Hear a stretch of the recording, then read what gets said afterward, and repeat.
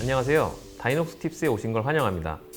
이번 영상에서는 다인전공 싱크로 탭적인 DST에 대해 설명드리려고 합니다. 우선 탭 가공이란 무엇인지, 다인전공 DST의 상세 설명, 그리고 제품 개봉 리뷰와 가공 결과치에 대해 비교해 보도록 하겠습니다. 탭 가공이라는 건 많은 엔지니어 분들이 아시는 대로 나사 산을 만드는 공정입니다. 볼트, 스크류 등을 체결해야 하는 여러 가지 제품을 가공하는데 꼭 필요한 공정이죠.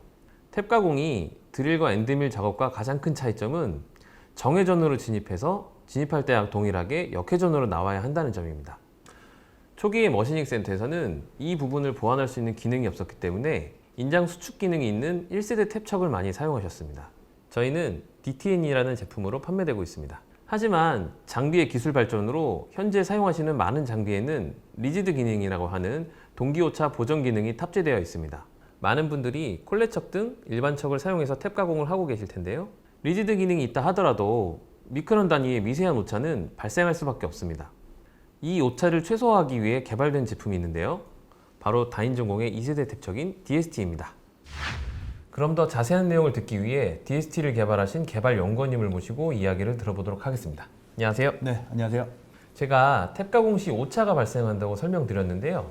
좀 더 자세히 설명 부탁드립니다.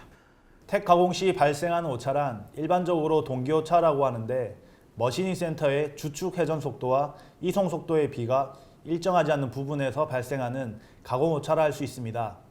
좀 더 자세히 설명을 드리면 탭 가공 진입 시 이송과 회전이 동시에 이루어지고 후퇴 시에도 동일해야 하지만 실제로는 동시가 아니라 이송이 먼저 진행되고 회전이 됩니다. 이로 인해 발생하는 오차가 동기오차입니다. 그렇다면 동기오차와 연결해서 DST 개발 목적에 대해 설명해 주실 수 있을까요?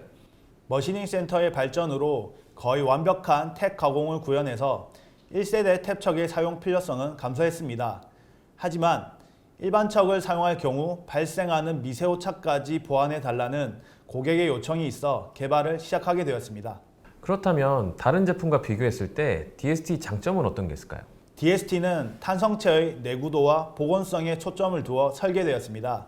그로 인해 장기간 사용해도 뛰어난 성능을 안정적으로 유지할 수 있습니다.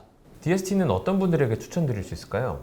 가공 시간 단축을 원하시는 분, 정확한 탭 형상을 원하시는 분, 그리고 공구의 툴 라이프를 증가시키고 싶으신 분들에게 적극 추천드립니다. 끝으로 사용상 주의사항이 있을까요? DST는 장비의 리지드 기능을 전제로 설계된 제품입니다.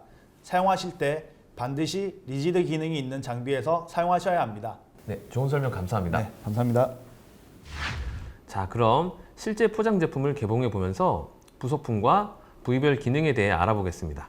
다인전공의 싱크로 탭척은 다이녹스 하이스피드 싱크로 태핑 척의 약자를 조합해서 DST라고 합니다. 우선 케이스를 보면 상면과 측면에 제품의 형번이 있습니다. 형번을 보시면 BT40, DST22-110이라고 되어 있는데요. 앞부분에 있는 BT40은 샹크 사이즈를, 중간에 DST는 제품명을, 22는 적용 가능한 최대 탭 사이즈를 말합니다. 마지막으로 110은 게이지 라인 기준 길이입니다. 게이지 라인 기준 길이는 화면과 같이 체결부부터 끝단 기준까지입니다. 자, 이제 개봉을 해서 구성품을 살펴보겠습니다. 케이스는 이렇게 뚜껑을 반 정도 돌리면 쉽게 열 수가 있습니다. 구성품을 보시면 부식을 방지하기 위해 방청되어 있는 상태의 DST가 들어있네요. 콜렛과 렌치는 옵션 품목으로 별도 구매하셔야 합니다. 상단부는 ER 콜렛적과 동일하게 설계되어 있습니다. ER 콜렛적과의 차이점은 투피스 구조로 되어 있는 건데요. DST는 가공 중 생기는 부하를 최소화하기 위해 텐션 구조를 가지고 있습니다. 중간에 보시면 붉은색 커버링이 있는데요. 이 커버링은 텐션 기능을 발휘하는 중요 부품으로 강제로 분해하시거나 파손이 되면 제품 기능에 문제가 생기기 때문에 절대 분해하시면 안 됩니다. 가운데 부분을 보시면 가공칩 등 이물질 혼입을 방지하기 위해 실링 처리가 되어 있습니다. 그럼 체결을 해볼까요? 콜렛 체결 방법은 일반 ER 콜렛적과 똑같습니다. 콜렛을 너트 C그립 부분에 콜렛 한쪽을 거시고 반대쪽에 힘을 주어 너트와 콜렛을 체결을 합니다. 탭을 끼우신 후 클램핑을 해주시면 되는데, 말씀드린 대로 투피스 구조로 되어 있기 때문에 베어링 손상 방지를 위해 꼭 렌치와 스패너를 사용해서 체결하시기를 추천합니다. 제품별 적용 스패너와 렌치 규격은 화면의 표를 참고해 주세요. 렌치로 면치된 부분을 고정하고 스패너로 너트를 시계 방향으로 체결해 주시면 됩니다. 그럼 M10 규격의 탭 가공을 위해 일반적으로 사용하시는 ER 콜레척, 1세대 탭척 DTN, 2세대 탭척인 DST를 가지고 실제 가공을 통해 비교해 보도록 하겠습니다.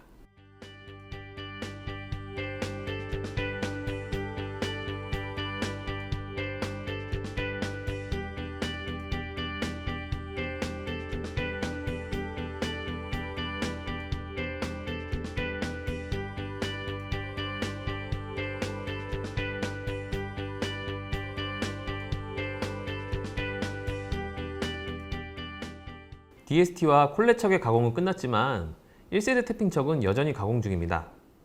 가공 속도를 높임으로써 생산 원가를 절감할 수 있습니다. 그럼 가공 품질을 비교해 보도록 하겠습니다. ER 콜레척을 사용할 때보다 DST의 나사산이 우수한 형상으로 가공되었음을 확인하실 수 있습니다.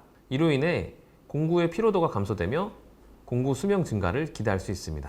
동일한 가공 조건에서 일반 콜레척보다 최소 30%의 공구 수명 증대가 가능합니다.